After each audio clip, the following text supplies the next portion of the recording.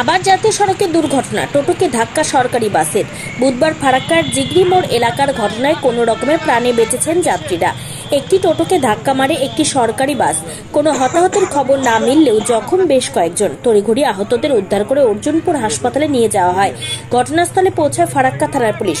দুর্ঘটনার জেরে যানজটের সৃষ্টি হয় 12 নম্বর জাতীয় সড়কে। যদিও পুলিশের তৎপরতায় যানজট নিয়ন্ত্রণে আসে।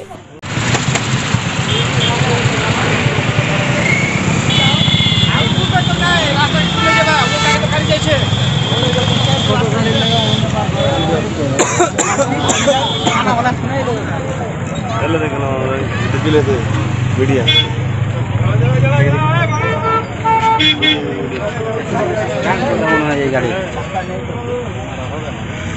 দেখি দাদা একটু কারোর আঘাত লেগেছে হ্যাঁ কারোর আঘাত লেগেছে ও তো হসপিটালে আলো তো হসপিটাল নিয়ে গেছে কতজনের কোনটা টোটোলাটা এই যে কয়জনকে নিয়ে আলো হসপিটালে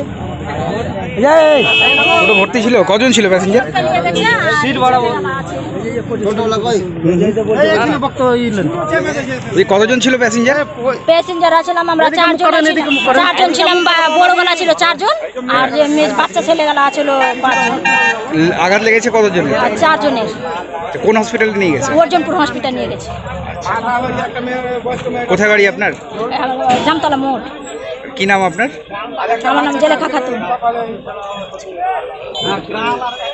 এটা কোন জায়গায় দাদা এটা বল্লালপুর বলছে শঙ্করপুর